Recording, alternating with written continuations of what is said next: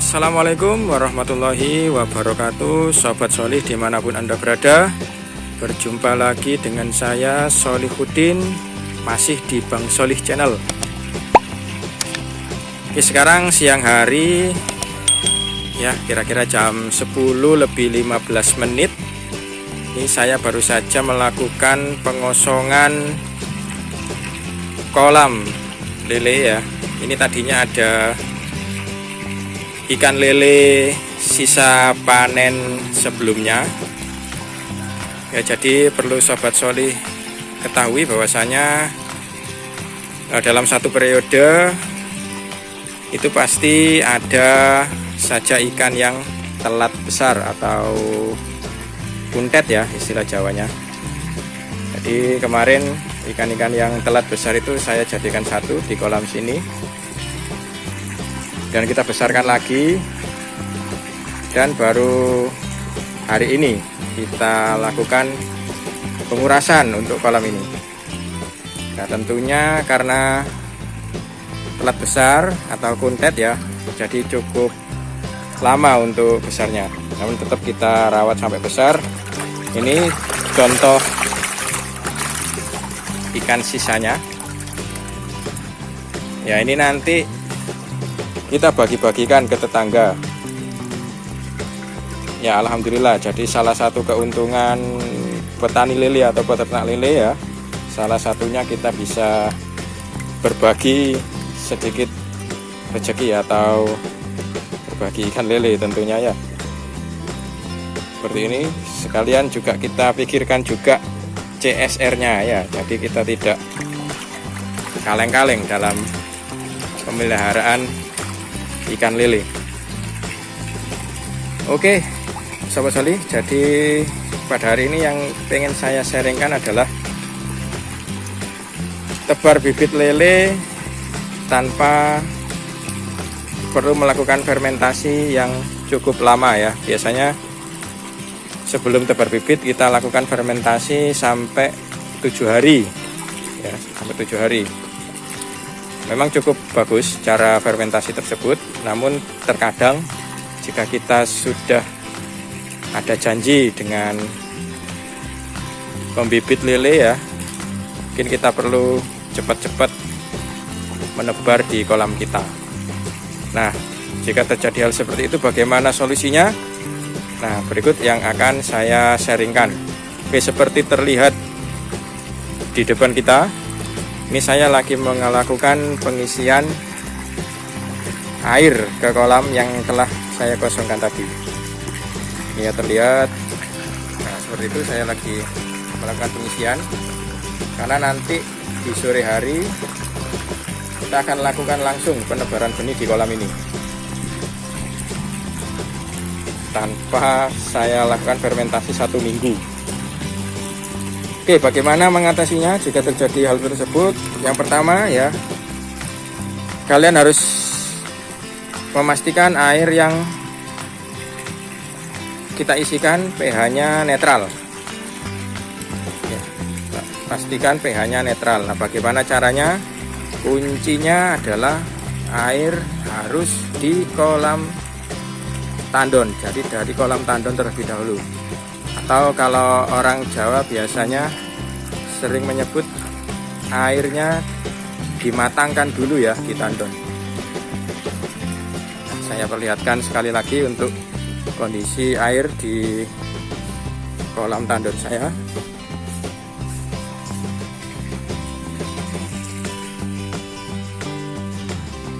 Seperti ini. Jadi ini air yang sudah ditandon beberapa hari, jadi airnya sudah matang ya, istilah Jawanya sudah matang, pH-nya sudah netral, dan ini kita biarkan terbuka tanpa atap. Oke ya, jadi konsepnya air di sini berlumut, pH-nya jadi netral, baru kita masukkan ke kolam lele yang akan kita tebar bibit lele. Itu poin yang pertama. Nah, di sini sorry saya jelaskan, tidak ada jentik nyamuk ya.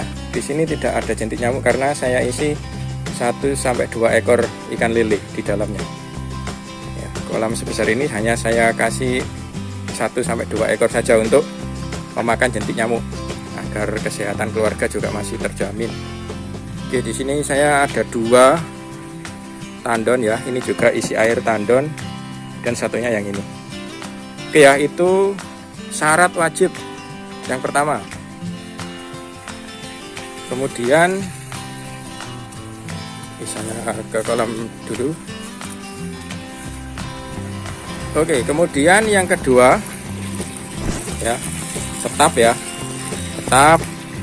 sobat soli semuanya harus mempersiapkan probiotik ya, kira-kira segini saya ngasihnya ya. Cara pembuatannya silakan dilihat di video sebelumnya.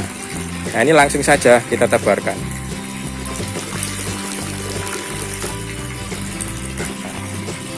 Seperti itu ya. Udah. Kemudian mungkin ada yang bertanya, loh, nanti airnya tidak berwarna hijau, apa aman kita tebar untuk bibit lele seperti itu ya? Ini karena saya sudah melakukannya di periode yang kemarin, saya bisa mengatakan aman. Namun kekurangannya memang jika kita tidak melakukan fermentasi selama 7 hari, itu kekurangannya tidak ada jentik nyamuk ataupun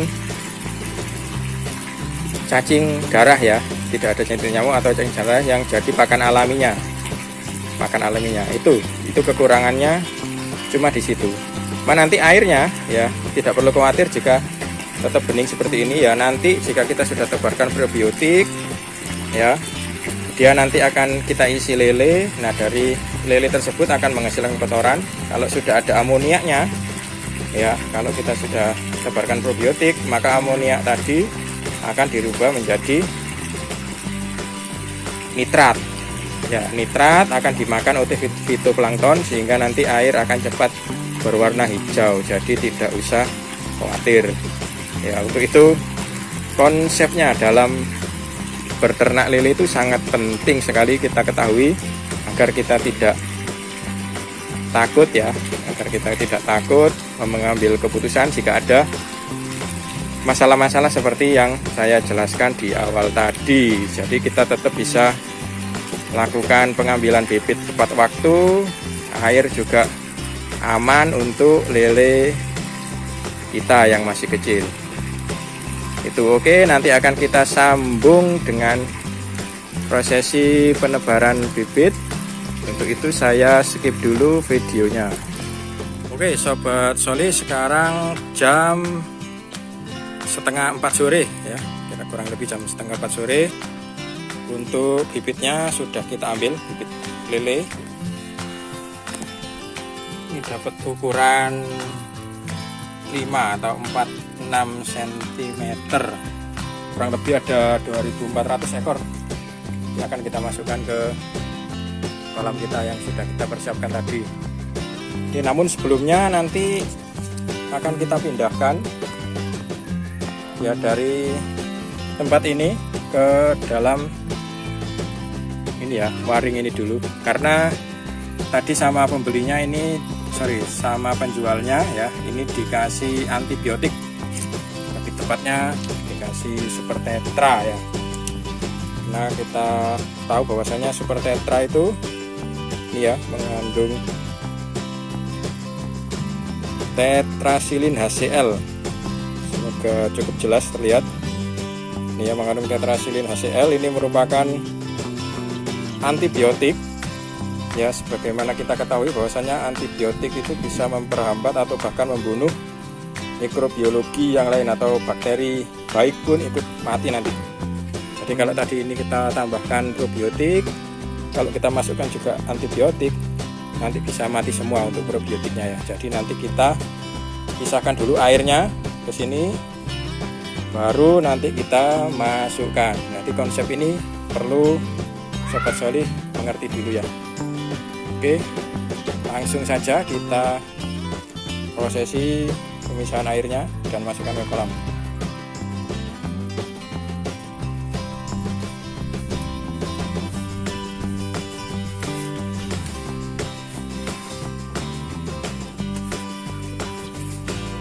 seperti ini prosesinya.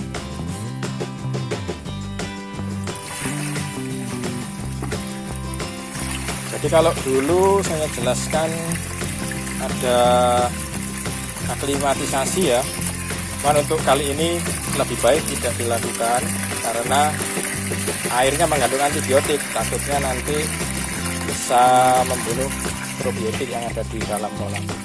Untuk aklimatisasinya atau penyesuaiannya terhadap lingkungan barunya nanti langsung saja dari waringnya.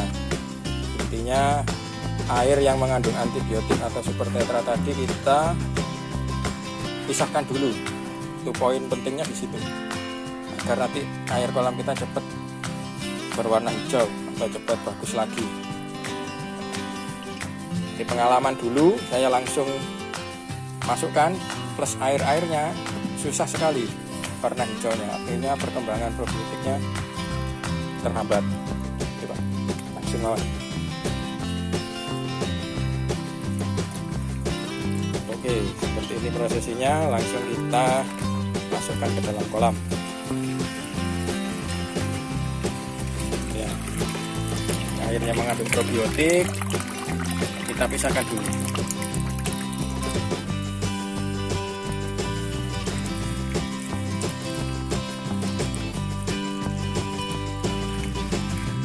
Oke, langsung kita tebar. Bismillahirrahmanirrahim. Nah, udah seperti ini aja ya, kita aklimatisasinya seperti ini. Kalau dulu saya contohkan plus tempatnya atau plus jirigennya, sekarang seperti ini ya. Metode ini lebih efektif terhadap pertumbuhan probiotik yang ada di kolam kita. Perlu diingat sekali lagi bahwasanya antibiotik itu berlawanan dengan probiotik.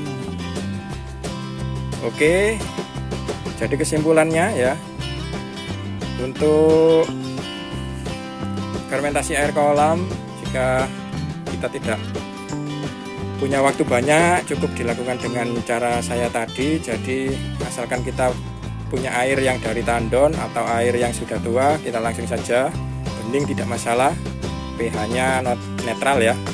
Kemudian kita tambahkan probiotik, bisa bacillus atau mungkin teman-teman pakai nitrobacter atau campuran nitrobacter dan bacillus atau mungkin Saccharomyces, bebas ya. Intinya adalah tetap menggunakan probiotik, kemudian hindari tercampur dengan antibiotik agar cepat berkembang biak untuk probiotik yang kita gunakan. Mungkin itu saja sedikit sharing dari saya, kurang lebihnya saya mohon maaf. Akhir kata, wassalamualaikum warahmatullahi wabarakatuh. Salam sukses pemuda peternak ikan Indonesia.